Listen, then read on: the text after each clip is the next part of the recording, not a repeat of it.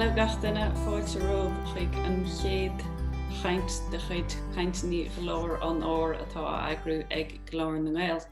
Is mis Siún Ní Dhuinn agus mis caithfirlach na cainteanna seo.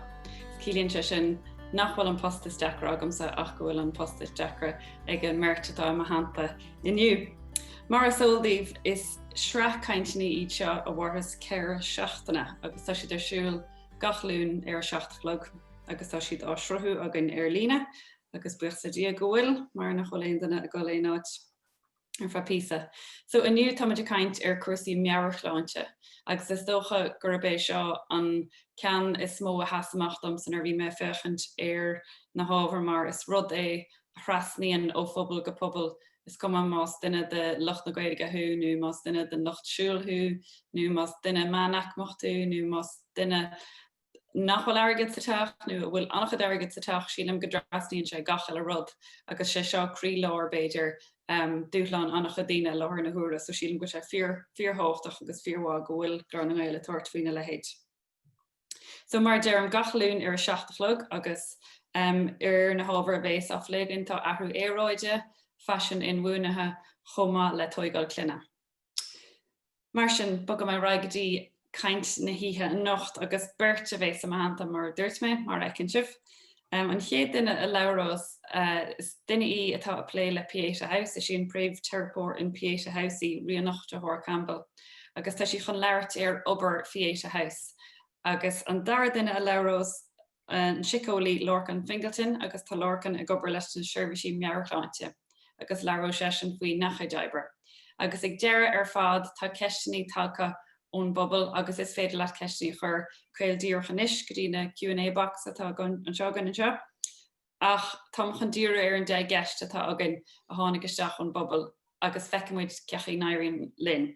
Tá uairch le againn agus níorhhalam dul mór an níos fuide ná sin ach máthirlíonn sé tarlíonn sé, agus táid buíoch as an takeíoch agus as bhfuair bhaine le seo mar sé seo an chéad uair dúin é seo dhéanamh.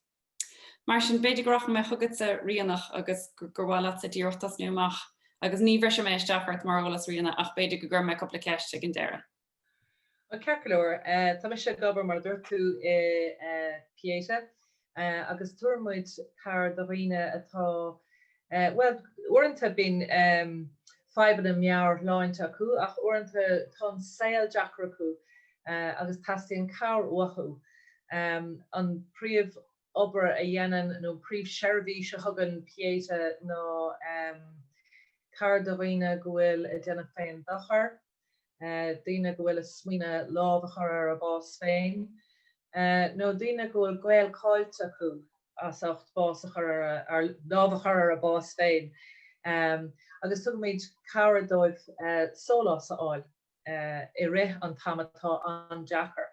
Gus fé láthir tá a landína chu gléachar an inis mar tá uignas a hrút mar siad le féin, ní féidir le do a deangáil an winter. So tá ní smó gléine fála going an isis ó héh daoine bheith uignach. Ok. Agus is stocha gur rud ilíoch é sin beidir go néintach muid ar fad faoi sin go bhfuil muid ar fad a breistin sais uignas éagsúla chomá, ní leon uignas mar chéile an irid. Sin é agus capan beidir go bhfuil bí muid go léir, mothín muid go léir uignach uaireanta. Ach is minic go bhfuil faibanna eile ann, agus nuair chagann siad go léir le chéile tá sé níos deachar. Agus ní féidir le daoine an solas a eiceáil beidir nó ní féidir le a cabhraáil nó tá aglarthú leir lena chóirde nó le gaol sáile mar tá Capan uaireanta go mbíonn siad bórtha bhain má dhearméin rud den bheith an clán ba siad uignach fuam agus tá sé níos deachar bíonn sais cadéan foplatá sais náire arthú nó atheis arthú ó thaobh na smaoine tácu.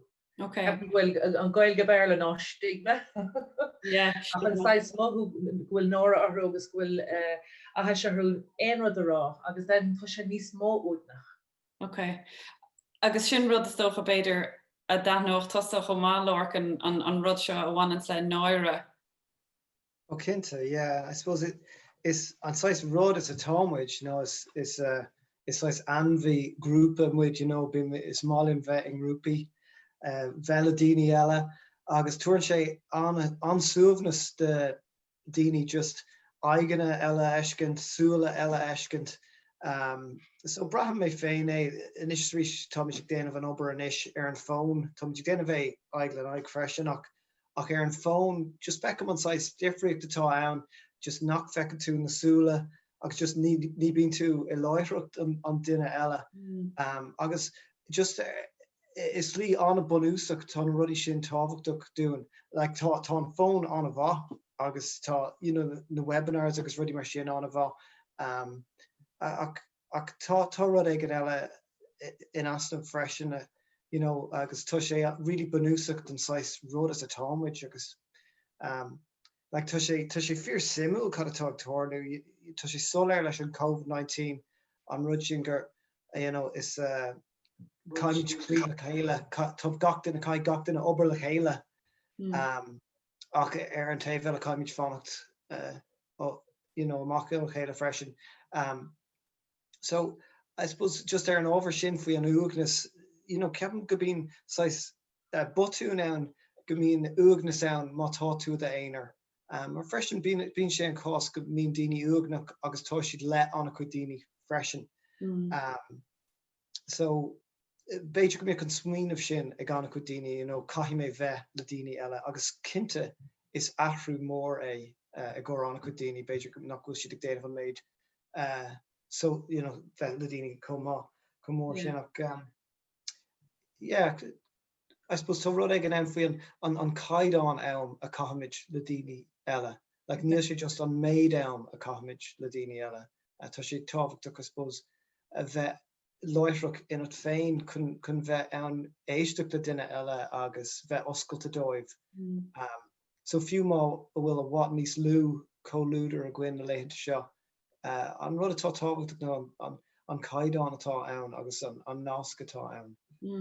Agus nuair deir tú caighdeán, bhfuil tú caint gur féidir leat a bheith ionric leis an duine atá an aice leat.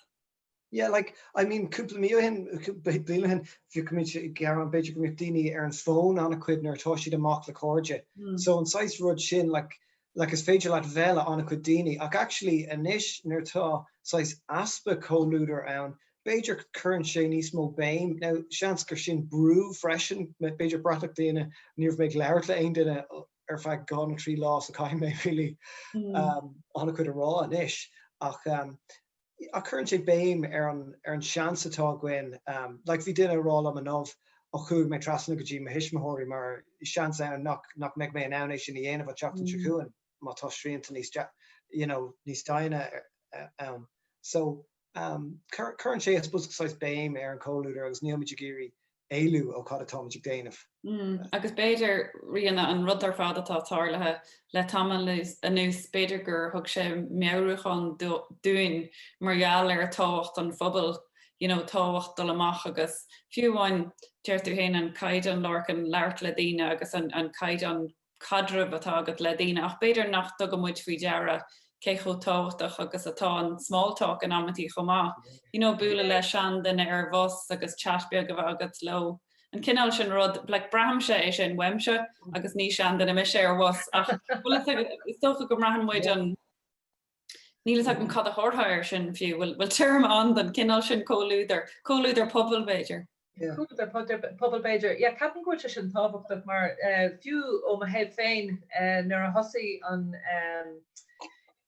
an lockdown ní ramuid an teangáile aine bhí ar an fannach sa bhaile ach bhí téim go dtí an siopa gach lá chun cafiáil agus bhí anáthas arm nar dún siad dúirt nó muid a fannacht ar oscailt just chur máscart ba tú cear Glór agus nuair nach raibh mai casa le aine eile ar fud an lá gach maidin chas mé leis an ban coffee agus learmuid, just beganín ó héad chunas mar tatú, chunas mar tú féin.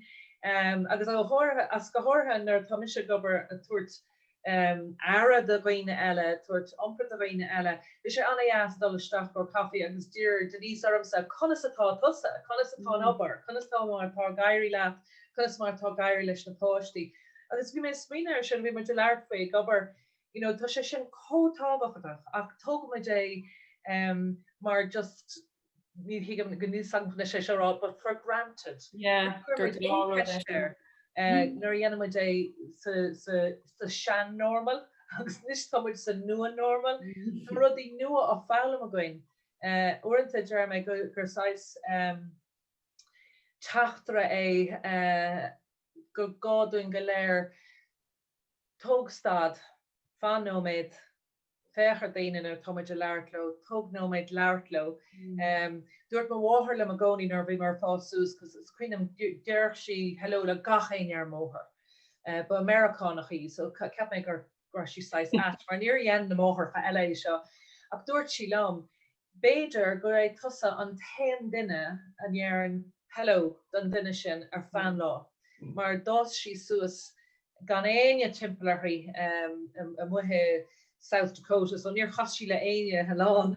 So is rud an belgé a chas rud an mór é fiútar tá mé mo siúl. Gach aine go gasam leis, hello, divad. Tá sé sin go tábhachtach, agus a go leir le daine ar ngachan orintanta de daine tanní sinne, Jaron siad lom, people didn't even stop today. Agus a rá le, well, ar stop tusa, ar tusa, hi. Agus denan sé sin just pí a beg, anas go mai teangáil beg acu le duine eile, duine bio. Ja, tá sin fearháchtach. Rud a bhein lomnar deart tú sin Ríonach, an nuir tusa hello. Siadam go bhfuil muid tag ag an buinte go bhecin muid freigracht an duine éonar, má higann tú leat mé sa phobal, tá an pobal an a háchtach a béidir Lorcan na hÓir go bhfuil muid a tuiscint, tá ród againn ar fad. Ever a hain in sláinte an phobal agus béidir iwwer dó inar Meabhairshláinte hain. In amantí tá sé éasca an lochtachar roioine eile agus rá tá sé choúgnach mar ní dúirt den hello lomsa ach. Sinné. An rud a hílan tusa atá a seaamh amach na béidir freigrochtach lecha ar de Meabhairshláinte hain chun áráthairt de téin. Agus ní ar bhealach atá díon nó crua ach chun áráthairt de téin caithe tú freigrochtach lecha as tú hain. Sinné, agus fiú an seirbhí se going a PAs an 6 málatá going pí a beg de sin ná freigrocht a hógáil ar de cabharthairte féin. Ní féidir leat a bheith chur muoín ar gachéine eile teachtasteach agus tú dhéanana níos fearr. Is gádat uanta rud éigen a rá ceistechar ar a gcóir cabhar. Tá sé cótábhachtach, just rudí bega mar sinna dhéanana. Agus Lorcan nuir tá muid caintear cabhar lorg. An é sin an chéad chéim a gcónaí nuair a hagann sé go Meabhairshláinte má cheapan duine go bhfuil siad as an gnách íseal má cadfach é sin a rá. Tá levéalacha agan ar fad nach bhfuil tá muid hússeil híseil an tam le ní muid riamh líní ar ceapam na nílam se in chuma. Ach má hílann tú go bhfuil tú níos íseal ná mar a bhíonn tú go handúil. An é sin an uair gur cheart cabhar lorg ó de lehéite nó ó seirbhí sé gan eile. Cinnte má bran tú go bhfuil rud ag an difriúil agus go bran tú íseal go déine éireacht leabhart le duine faoi agus béidir smaoine faoi má a bhran tú go bhfuil an cabhar sin iad a choulúidir iad a clán le cóide an féidir leat cabhar á go profisiúnta agus an sin tá agrachtaí cosúla Pieta ann agus ráidtíí tain siad go GNGP Dr. Teilig agus tá anna cuid I suppose daoine ag obair mar is psychotherapy agus I suppose is rud úntaach é an psychotherapy.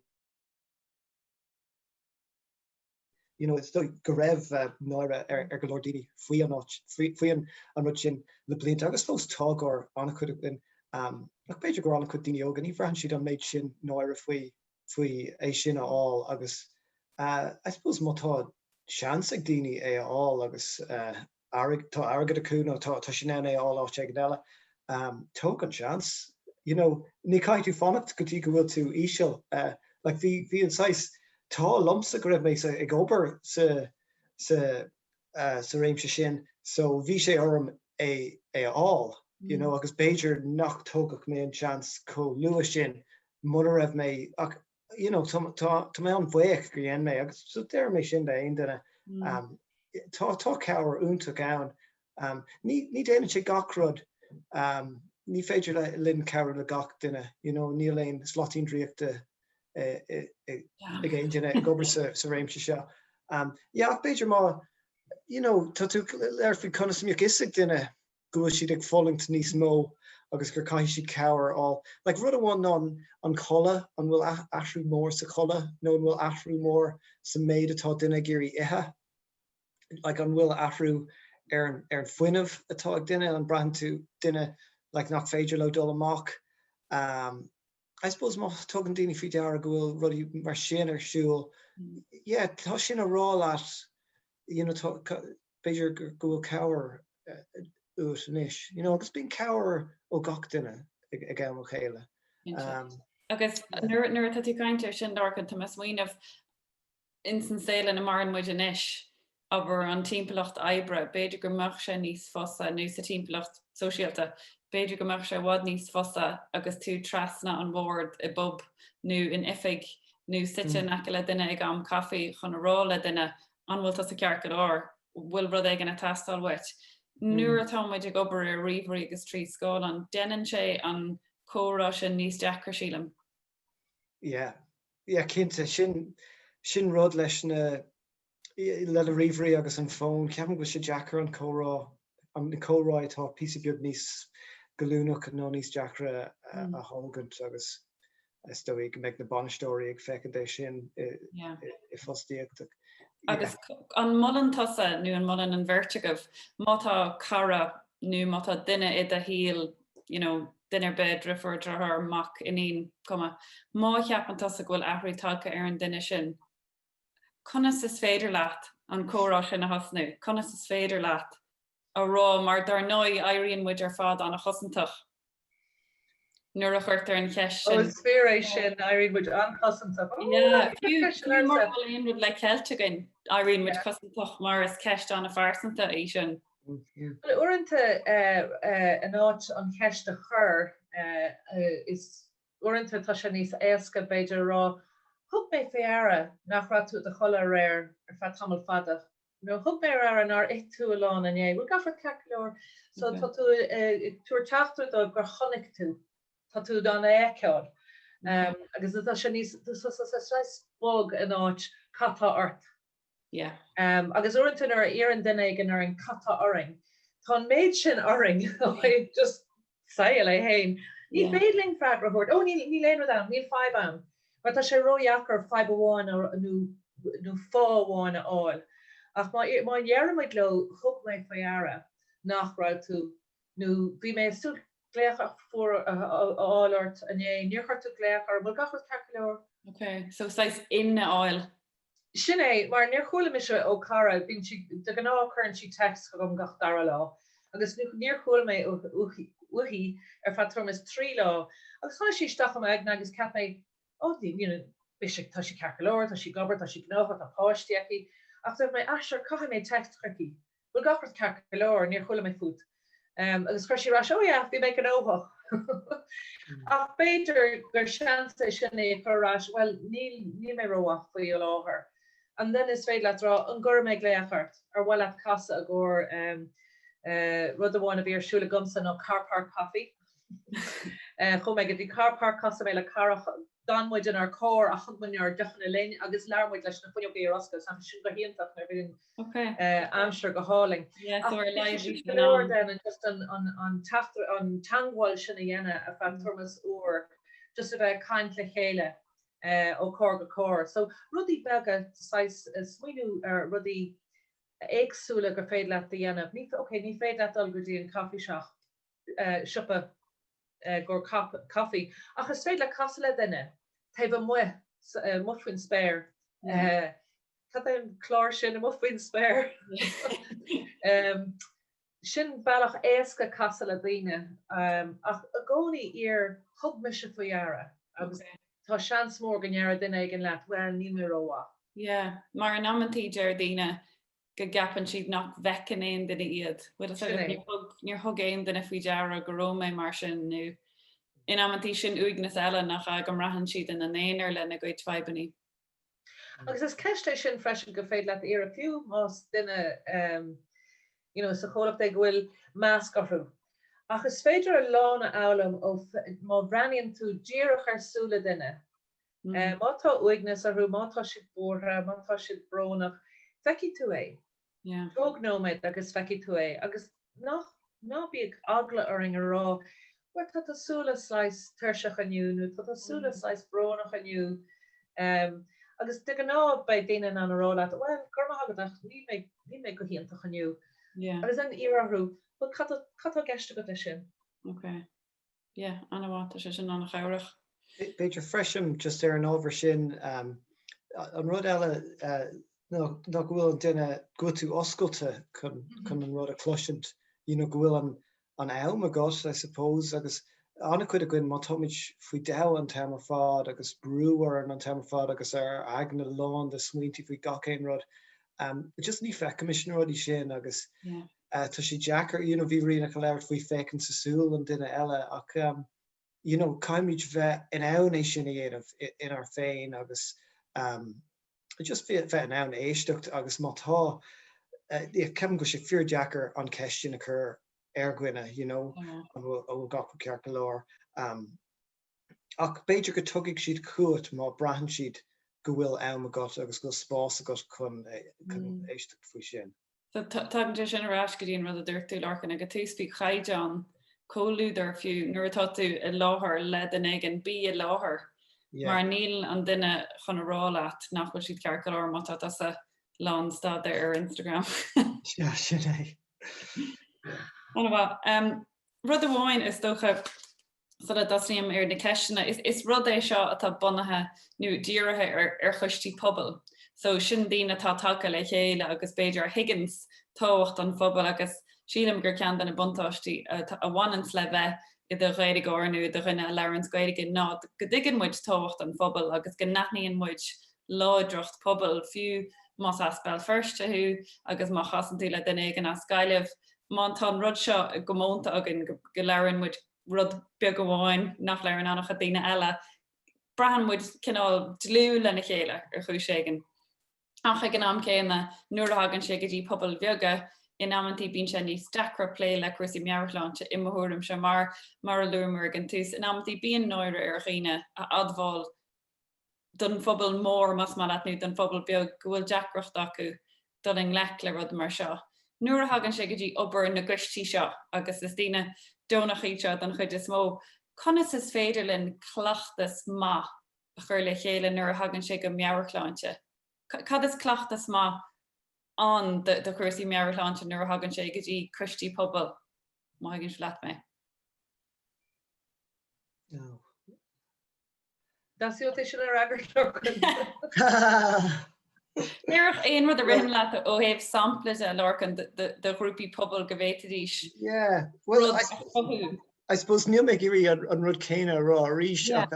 I suppose an rud sin faoi bheith oscailte agus bheith an am agat agus so gach rud faoi Meabhairshláinte ceapan go tagann sé arás dit féin agus sin rud Jackar faoi níl sé cosúla cúrsaí sláinte eile le má tá ailse duine eile níl sé gám ach tá Meabhairshláinte mar ábhar gach duine ar down agus tagann sé soach I gach saoil am éigent.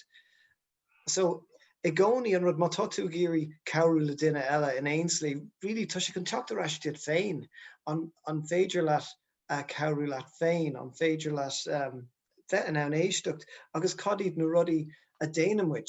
Ceapan gur is tá an rud fear tábhachtach, so tá sé tábhachtach go déanamuid rud a bhfuil an aimim an rud go bhfuil Meabhairshláinte má a gcuin. No, níl mé really fragart a ceist an sin. No, intim take him out that you're just bheith oscailte. Yeah.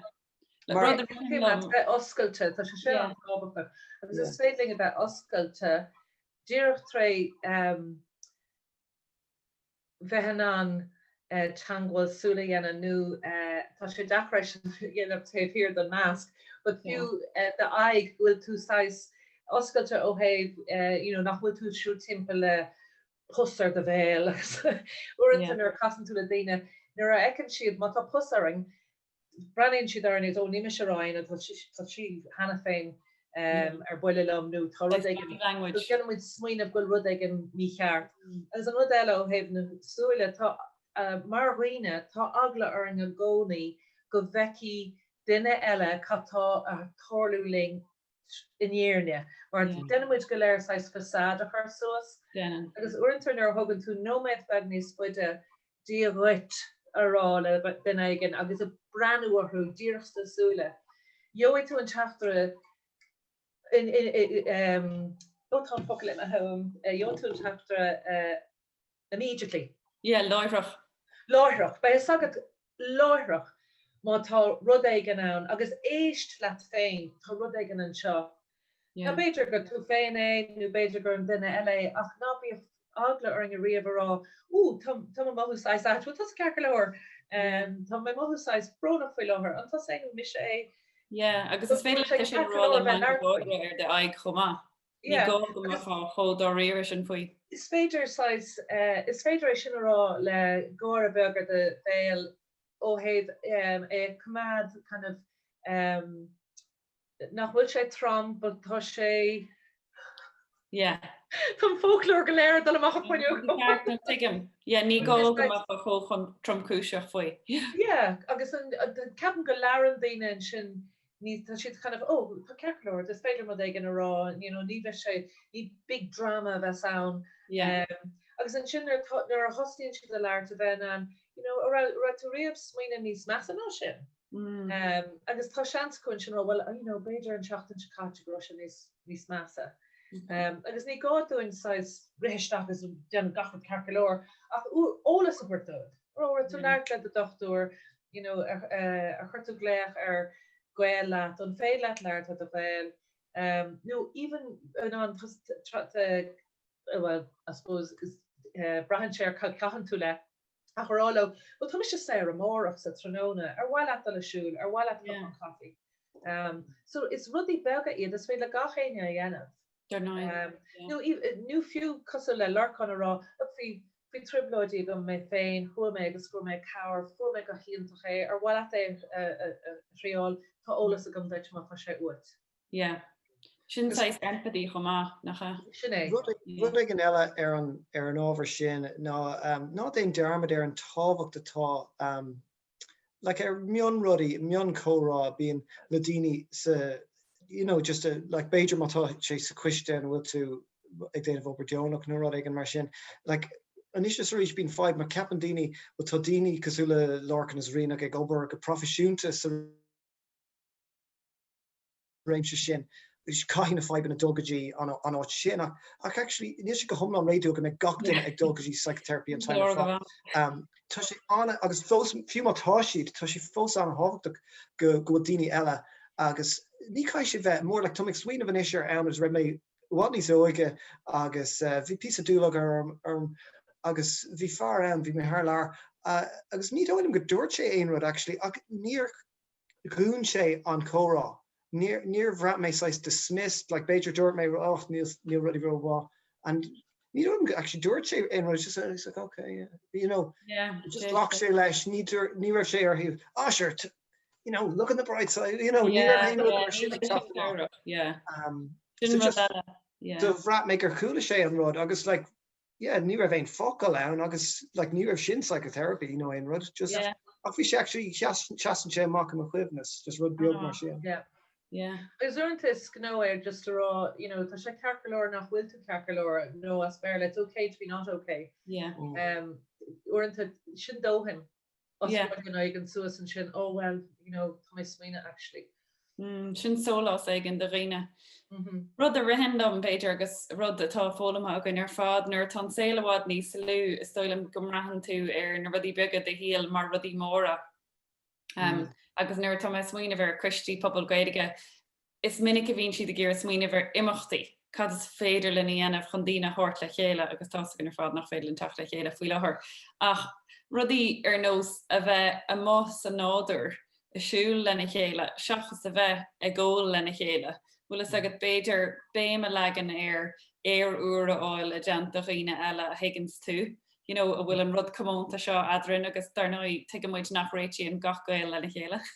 Ach, bhfuil is agad is minic a chasas tú le duine in grúpa beidir agus deirtí ó bhí clic an adrin an sin siúil sléimhe nó beidir is snáb san airige. Na rudí seo atá inis I tuairt sólás agus luútas a sólás rianna I tús an chórá seo agus siadam gur bé sin an focail a rihinlam nar hagann sé go dtí cúrsaí Meabhairshláinte ach átha láthar na huaire idir uigneas agus sólás agus conas a aon tú sólás ón uigneas sin. So bhí mé siúil I donna dí le déanaí agus tá lán daoine ann ach tá gachéine tú spás go leor am ach tá lán mór daoine a rá choragait. Tarlíonn an rud cheann ar chusneacht a going. Ní féling dul sa chóir, tá muid go léir siúil go dtí an siopa agus daoine nach braní an ort de gná stoppin siad, you know, chemartá sé ótá amsir ó fása. Nar bhí mé siúil an teachtain sicata I donna dí, bhí daoine, oh, we're all alive. Ach sin dóthain, agus má ceapan tú faoi, má hen tú ar siúlóid beg, casa tú le beidir 5, 6, 7, beidir 10 duine, agus dearann siad go léir rud chéanna, agus cuma, mar tá teangáil beg agus gafór, agus má hen tú níos fearr ag deir an siúl agus tá go háling tá amsir uta se beg an fuaris, ach tá sé clós deas a bheith an dul amach siúl. Rud éigeanna Brahmo a hosig mé obair sa réimse seo, nó tá an ólaíocht an fineise ag teacht suas anis leis na rudí bonúsacha atá gcuin agus a bhí gcuin a gcónaí ach go bhfuil an fineise ann mar fact, you know, go bhfuil sé go maith a gcóir daoine fécint ar crown, go bhfuil sé go maith a gcóir daoine fécint ar an airge, a nó bheith sús na sléite agus fécint síos. Agus tá cúpla tá si den an tá stuff seo really bonúsach, níl aon rud nu if bhí sin go bhfuil nádúir go maith a gcóir daoine. Ach tá sé mar sin ann mar ólaíocht agus beidir gur smaoinnig má tá tú géirí rud éigean dhéanamh go Meabhairshláinte féin, ní caiith sé bheith rud éigean an a bhór ach just chun bheith amach is like mental health intervention é sin chun bheith amach sa chfuil. Agus páirt na cúisina ann nó bíonn dearcha eile nuair tá tú sé sús na sléite, beidir go mbeidh an taithí sin ag daoine agus fecinn siad síos ar an baile beag fuhu agus na daoine beaga na tithe beaga agus na buairte ar fád atá orthú agus an imní ar fád atá acu ar fád agus just breithníonn sé an a difriúil ón áit sin. Agus tá suamhnas I gceist is dóí lena dachanna beidir just leis an chfuil an spéir, fiú má tú leir an cathrach tá an spéir a gcónaí ann.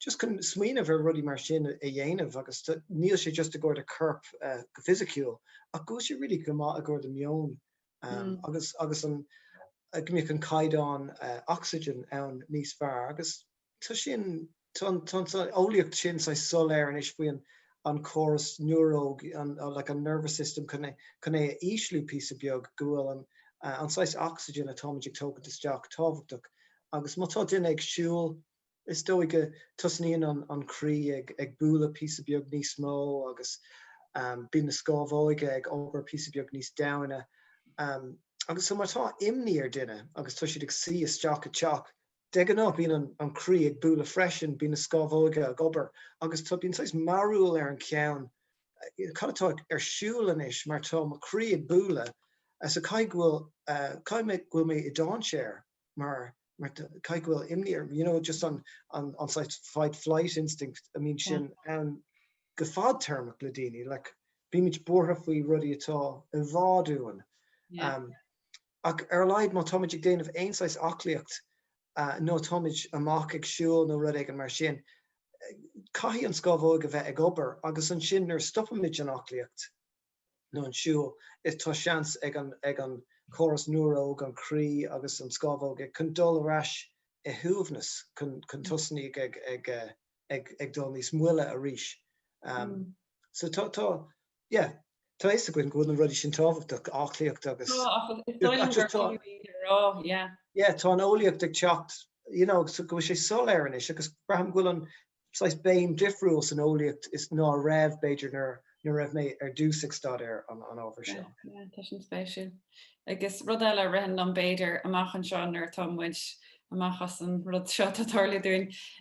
Bí a dhéanamh de chéile, bhfuil agad teach le chéile le grúpa duine agus bí a réiteach lena chéile nó bí a réiteach dá chéile. Sílam gohfuil se sin ar bhealach tá se anna bhanúsach ach tá se anna hainehach amach ar latíh plán a dhéanamh taide a dhéanamh ar bhia nó ar menu, bhfuil agad mata tú ggéir haach le chéile le de cháirde nu de riinetá ar an gcuiste pobal leat nu na daontá sa phobal. Agus taú lena chéile ar an mealach sin agus rihan se lem ar bhealach beas an rud measca cultúr áil mar in san phobal gaelach seo tá dúchláin agin daoine nua hainte seach sa saoil seo margheall ar an tangar dar nói ach rihan se lem gur rud deas a bheach an bhfuil agad curthóirt do rinneigin ó phobal eile nó de reintíí nó phobal eile agus bí a réiteach do chéile agus a rá sear mí seobar mí tá rud igen commónta aidirann beidir nach fecin muid ag an tús ach beas an rud é níos mó daoine bhfuil gaiide acu nó níos mó daoine bhfuil spéise acu gúsaí cultúrtha agus tá spéise gon ar fád a gúsaí bí a sílam agus rud pléisiirthe a bhaint as an rud sin le chéile sílam se cé go se anna bhanúsach gur jaas an rud éad an Meabhairshláinte rud atá óstaáirmach a genta go tainú genteigh de chara nú genteigh duine bhfuil grá agat dóibh nu a bhhairt. Yeah, Kevin go sin an tábhacht agus food for the soul on the sides cafe well nu much denbody de chéile freisin tá cafe bega nás na rí agus gach margin dé saharn tá breakfast tre gailge so la an gachéine gailge agus Joon si go leir breakfast as a cafe nuair ag tús a lockdown ar bhíon amsir go háling rud eile rinne mar nó chasméile cúpa duine ón obair mar bhíing cas le chéile bach níor mu an le stadí nachig so rinne muid an 6 tatúrán sin dúirt chalín amháin well tóga mission na caparí so mis capair jo mis tarpaí agus dúirt an chalín bhfuil jo mission na deachna agus hiamar i porcí carcaig Clondalcan agus hiamar go léir gá mítar timpler ach bí sé anna as just a síon sin agus a caiin faoin bí agus a caiin faoi catar siúd a bhain cat háluúan is so is a ríis is rudí bega go féidirling dhéanamh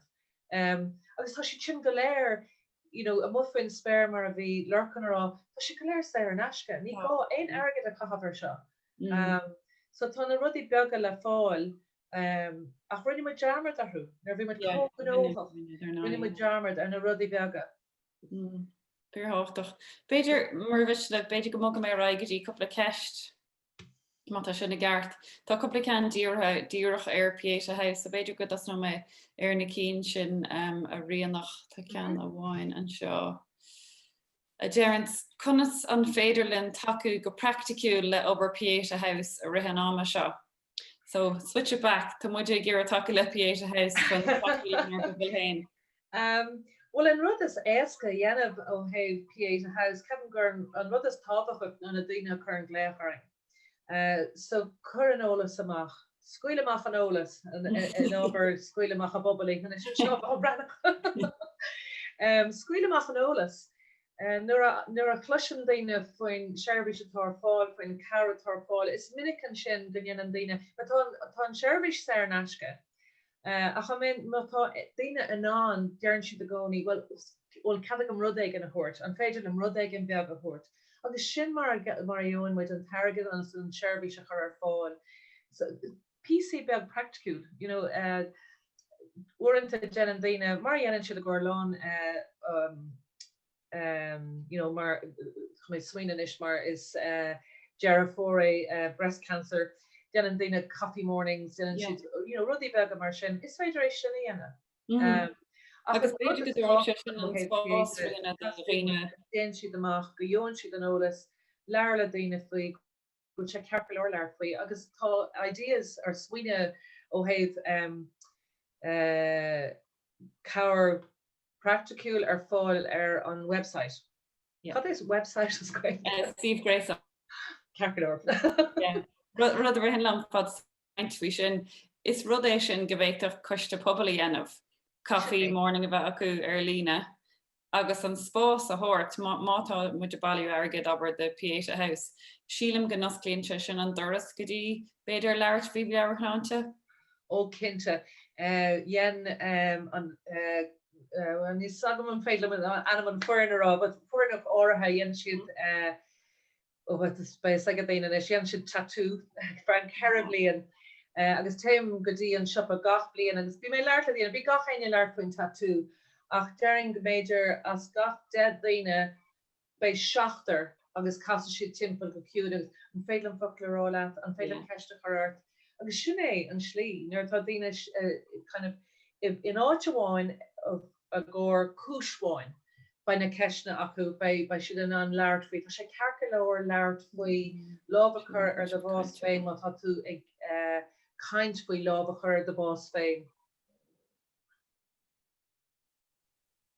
An wat is ras tá brenn chain me ar fa spray man.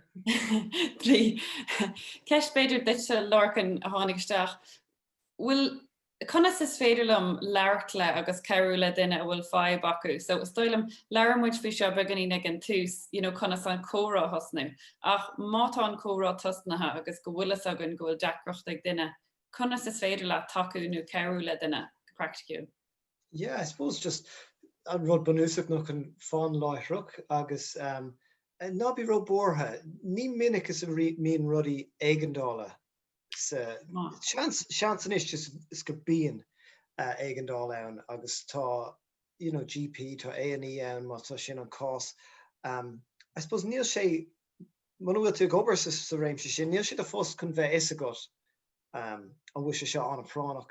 Ach deag ná ní bíon. Agus deag ná tá sé just an rud sin chun éisteacht agus, like real beag má fáin tú go tú ag leabhart níos mó ná tá tú ag éisteacht. Beidir gur fáib é sin. Just yeah. Ní cai tú, like tá sé anna hábhacht na córáid beag ní cai siad dul a ggur uair, agus ní cai sé dul isteach is stór an duine, ní cai tú ceistena chur. Tá sé really just éisteacht agus tá sin cótábhachtach mar an sin Brahmid nach bhfuilmid in ar éonar, Brahmid gur, I suppose an rud bín an agla ar gach duine is slí amháin faoi Meabhairshláinte, mar cluise mis na cásanna ú fásach. So agus bímid bortha gur sean sound gur thorlách rud mar sin dumsa nó de rud duine in Michaelik. So it is rís tá sé Jackar fán séh agus fám lá gan bheith ag gaiirí. Tá duine ag leabhart faoi rud ag an beidir bhfuil sais tram. Ach má tá tú géirí cabhar, I suppose tá sé anna hábhachtach, I suppose an dóchas a cumad a ggur beidir nach bhfuil dóchas ag an duine eile ach gan é a bhrú ar duine ach cumad an tú dóchas agus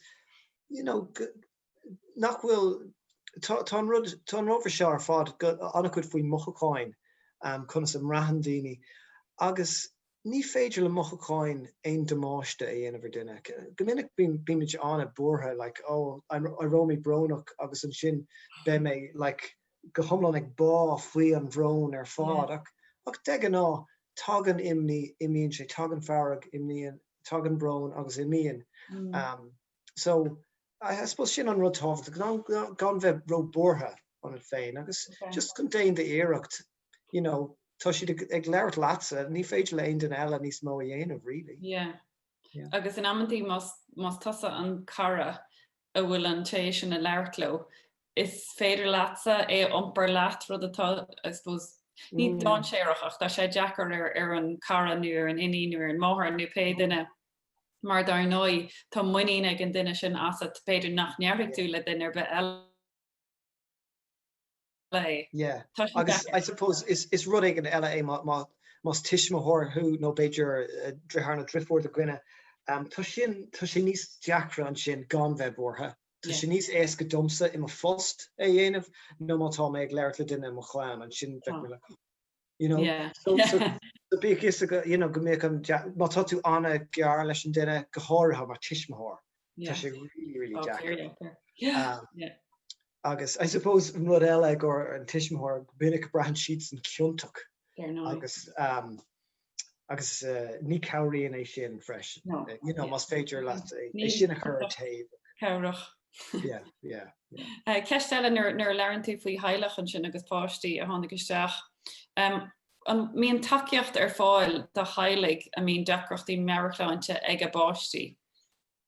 Bhfuil seirbhís ar lethar fáil nó an bhfuil Well, Pieta tá seirbhís ar lethar fáil mar gléimmuid KPS ar Key Person Support ach is seirbhís é bhfuil tiismthóiríonn an leart le cóirla éagsúil agus níos therapy don tiismthóir ach is ólas a chur fáil don tiismthóir cad tá cabhrach cad nach bhfuil cabhrach ceanna úsáidm go minic atá antábhachtach má tá deagóirí a chur dochar féin ní chóir riamh iararthú tospáindam de láb a tospáindam de chasa mar chuann sé sin tuile nóra ar an páiste bíonn siad níos mó bútha so cabhraitheoirt an tiismthóir ó thaobh cad a déanamh agus cad gan déanamh. Tá sé sin sé an eisce freisin ach ceapam nuair atá aon deagóirí na páistí leart le teiripé is gó é go leabharann an teiripé leis an tiismthóir ag tús agus bhfuil gafad Cearcolóir ó an tseachtain Cearcolóir agus ag deireadh, bhí an déagó go má leabhar siad go flúirseach ní bhéon feibanna nó má tá fáid beidir go dastín bhfuil leart leis níos déanaí faoi nó clúanna beaga thuirtóid ach tá an seirbhís a fáil cinnte dus na tiismthóirí freisin. Okay, so sin cean bháin tá rud ar fáil agus speisialta. Rud a hagans arás go dtí cúrsaí pobl ceiste tháinig isteach ná conas mar is féidir le takeú le Meabhairshláinte déagóirí an cheantar inis gúil an club óige dridse agus sílam gúil se sin ar chean duna rudaí is suntasaí beidir atá tarlathe annachcha duna rudaí a bhíoch ar siúil ag daoine óga a bhí lehaintúil clubaní óige na Meabhairshláinte gan a bheith si ó scór riomhar an rudí sin ar fád tá sí sin ar fád críonthe in láthar na huaire. Conas is féidir le takeú le daoine óga inis. Tá mé gáir mar tá irína gom agus níl sin an cluichí immert faoi láthair agus chonig sé ras, duime sé rís, chonig sé ras, duime sé rís. Dearm le hé teir den rud igen tá tastíh ag bugga agus an an deagóirí mar chéile. Thug mé faoi air go raibh tiismthóirí mu tá clós ar an eiclim amach. Agus bhí tiismthóirí Lorr an lockdown bhíidir chuna páistí go léir 4 méter ó chéile ach bhíidir ag déanamh 6 relay rigadtí taobh amháin ritharás. So chur amach iad iararthú dul amach.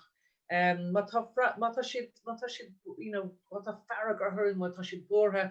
Aberló téamach agus cachaníróid ag an mala. Na cluichí a bhí a gaiinear bhí mise ó go réó so just cachaníróid ar mala denmh an skipáil. Éonrad mar sin a chuirní de bugga tá sin siad cabhrach. Cuid na páistí na déagóir bhí mé leartló freisin. Tá ama go inis bheith ag dathú nó ag tarn picture denmh alien bhí cúpla páiste nó bhí mé leartló déagóirí nó bhí mé leartló ó taithní le bheith denmh alien ach bhí ama gom. Well tá ama go inis. Glór ama go inis. Agus sin rud beidir tá gom gur rud faoi letá an in art therapy ach ceiríonn alien agus ceol agus rudí le mothúcháin a chur an úil agus tá gom nach chun inéis sin agus an club óige. Is féidir le an bheith géiste le ceol, is féidir le bheith chur ceol sa gádaín, bhí cúpla daoine beir doir sin seo, bhí an radio ag ní a radio ag gosh.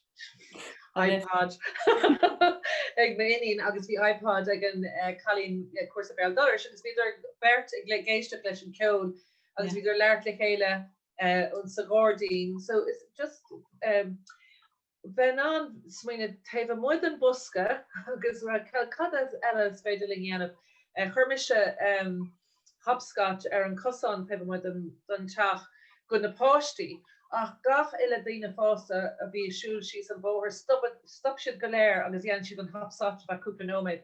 So is rudí beagam mar sin uanta is gádoing é do rá leis an déagúir ar tá mé leirló smaoine tú riamh é seo dhéanana, smaoine tú riamh é sinna dhéanana. Mar tá lándas na déagúirín is tá an gachbud chocu. Ní bhíonn siad an smaoine, bud beidir má dhéanamse é seo. Agus sin freigracht farsanta chomá an rud a rumú de leirt faoig an tús nó go gaigh tusa ara hort de chain agus beidir gur cecht táchtach é sin do riine óga chomá. Tuis go an tháinig isteach díoch Ríonach ar na seirbhísí atá Pieta House. Bhfuil seirbhísí as gaiige ar fáil ag Pieta House an dugtar raibh teanga do riine nó anféidir le daine a bhfuil takeíocht nó seirbhísí atá sa bhthú ceiste chur faoi chuirsaí gaiige. Wow.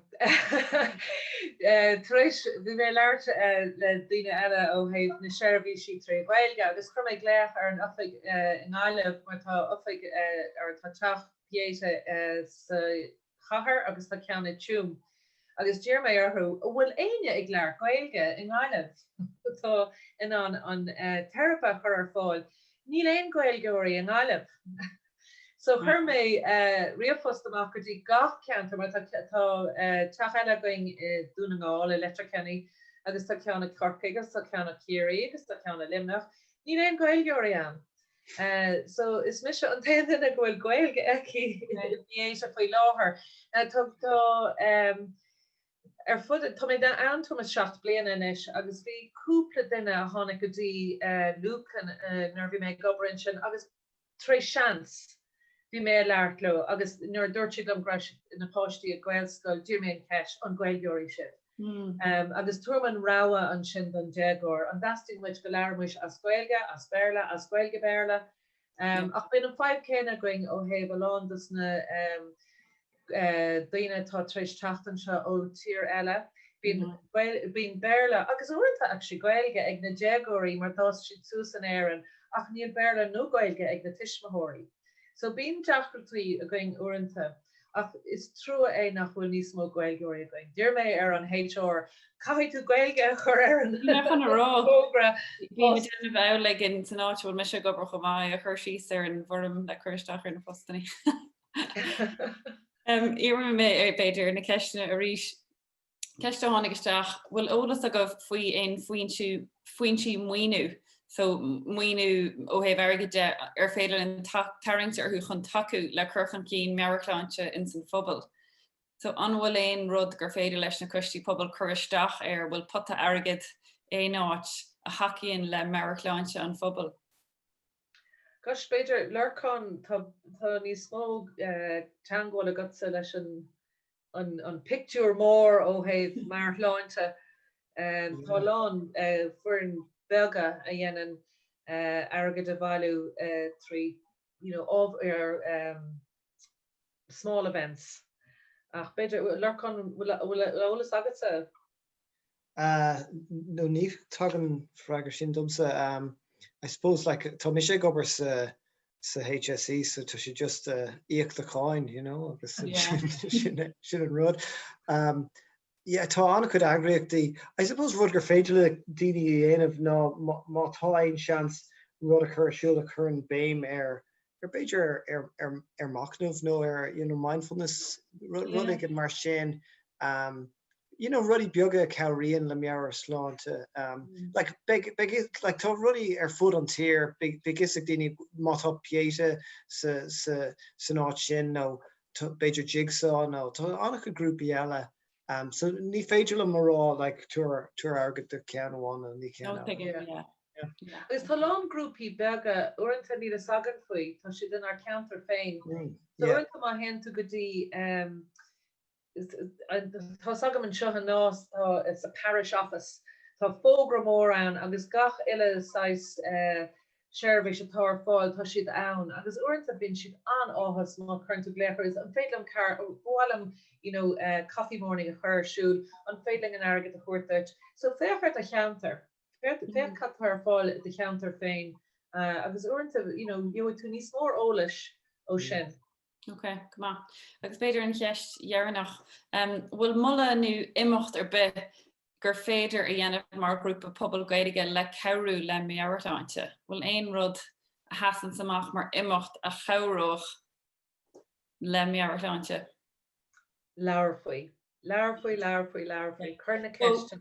Sin deis leabhart faoi, so tá muidir caintear imimecht, you know, fémar bhímar rá dul siúil socially distant nóir sin ar fad le chéile nu dul snámh le chéile. Stoilm gur bé an cóúidir agus an spás chun an chórá sin a chothú béidir. Sin é, le go lán das nó bhí Lorcan a leabhar faoi, bhí féin a leabhar faoi dul amach faoi spéir, dul casa le daoine. Cur gléach ar daoine. Uaireanta, you know, bimid túáil agus cain fág bhfuil an duine sin ar maidid na faoi láthair. Cur méid gléach arú. I mean, ní féile aonrad dul ní cheart, deir siad a ní féile leabhar le ní freigar siad an gohan. Cur an gléach, féidir go raibh siad. Is ionintach é chluis an dúit. Uaireanta bí muid bórtha ní féile mar níor cumid gléach ar an Tom Deireadh spad an láid. Is cuma. Faoi láthair is cuma faoi sin cur gléach. Má hagan duine éagna faoi láthair cap an féin cé fógan duine sin mai chur méid léach arthú. Nú cap text arthú. Nú capan gur rud a dhéanam an fós bhí se go híontach na cuairtaí post. Bhí sé sin go Léir an aisce. Agus chuirmuid amach iad go dtí lán daoine just rá hello agus chur daoine litracha ras go bhí. Agus sin bailach eile dul a deangáil a daoine the old-fashioned way. Yeah. Bhí sé fadó. Yeah. Rud amháin a bheithin lumsa is duine den dram Instagram me agus Twitter agus garchud mar sin. Agus cé go gceapam go bhfuil mé I dagháil a daoine mar go bhheicim an saoile tá acu trí má fón. Is anmh a bhí a caint leis an daoine sin. You know, déit in a rá lo, chonig mé grútú amach ag snáb an leile nu chonig mé grútú, you know, siúil. Ach, beidir gur bé an chéad céim eile ná a rá, tíos bhrálam teach leat le aigen. Nu bhrálam a bheith óúidir. Bhfuil agad tá sé beganín dúlánach an rud sin a rá ó tá mis sais uignach, agus tar nó ní gá rá ach détar rá bhrálam teach leat a chéidir eile. Agus ná bíoh aglair rála den aigen an féadlam teach leat. Bhlam sé sinna dhéanamh an féadlam teach leat. Agus I gcónaí gachbad a ecinn tú ar Instagram agus Twitter is se picture ionintach é. Current sé so my smuoine faoi an fear agus ban chéile ar fád Ted. Bhí si maró a chéile.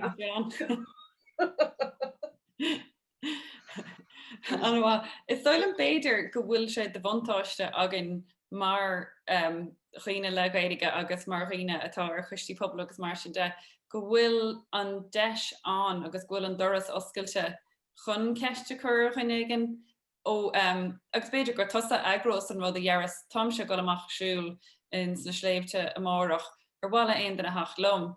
Agus tá grúpaí ar Facebook agus ar Instagram agus ar arne ordan seo ar fádan a bhfuil chuoine le Gaeilge orthú agus beidir gnáireach leat go le trúr nó le capar. Bhí mé just a smíanaan sin tá nílas agam bhfuil agad ar meetup. Chur mé anam síos gur meetup ach bhí Caidán an gur tún an leartas Gaeilge.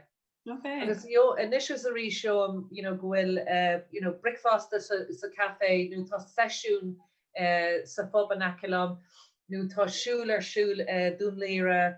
So má hentuair meetup is stolam go féad leat na Caidán go léir kind of take a chur na rudí gohfuil sima go down. Agus féchan bhfuil ceann an ó héh leartas Gaeilge. Yeah.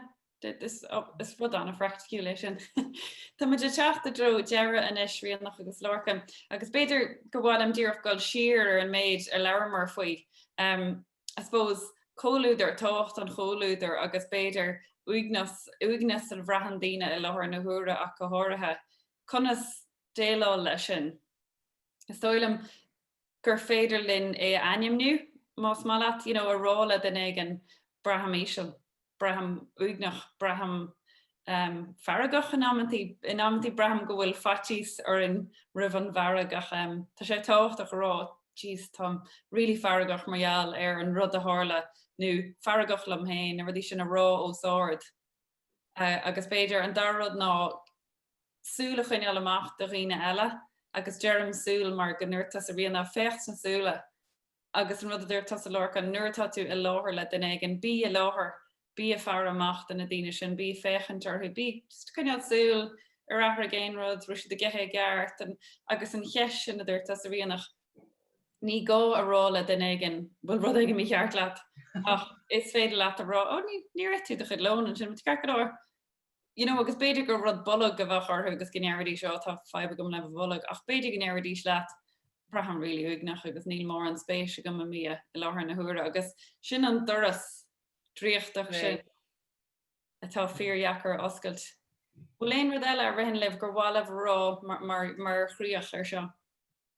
Bhí mé chun rá just fao tá sé sulir nó tá deacreachtaí ar daoine an tábhacht a bhíon ann le alín, ceol, scríomh, agus má tána cuiste, má tá aon seans rudí a chur siúil mar dheall na rudí sin, tuiscim nach féidir le daoine bulas tús a grúpi móra, ach má tá slíonna chun rudí a chur fáil a churn.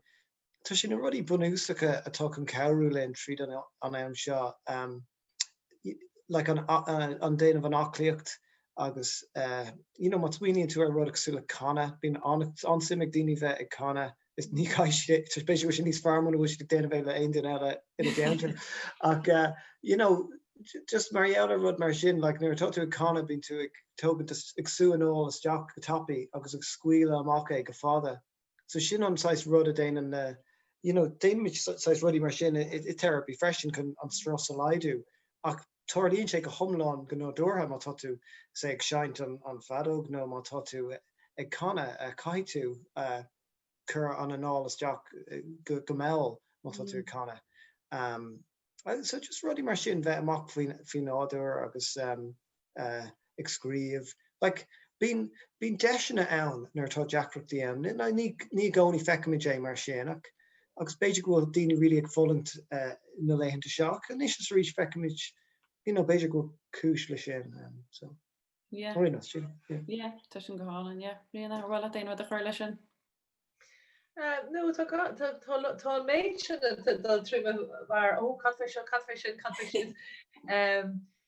Ach tá sé just tábhachtach a bheith an lámh a chur amach. Nuair a tháinig an poster go dtí an tap tá níos an féile a eiceáil agus tá si tógáil lámh an leanamh. Agus an árán a tháinig go ná túirdum de lámh ó túirdum de lámh. Sin é an sáis teachtra chuach de lámh agus má tá uignas ar den éigen beidir go dóga si de lámh agus sin dóhin ní gáda i de chuirt féáit ach sin dóhan agus is féile an ólas a bhuiir dóga tá si ré. Agus tá seirbhísí tá Pieta ar fáil, tá seirbhísí de chuid an HSC ar fáil, tá annach chud ar fáil ach an chéadrod ná an lámh chur amach agus beidir gur críoch álan agus dearfach é sin le cainteanna dhéanach. Bhil am bhuichas rá leatsa Ríonach de Campbell in Pieta bhí sé sin go hálan ar fád agus leatsa Lorcan Fingleton bhí sé sin anna fracticúil agus is stoilm go bhuiigh daoine. Bhfuil is agad macnamh agus sólás agus beidir deis smaoinmh ar imachtaí bunathe ar na rudí ar féidir le dhéanamh láthar na huaire, seachas díreúir na rudí nachhfuil cead a gine dhéanamh láthar na huaire agus sílam bhfuil sé an táach go bhana mís dearfach faoin na bhfuil a gin inar saoil faoi láthair. Gur mí mágad. Gur mágad féin, slán is, slán gur mágad bheits na ceisna chumá.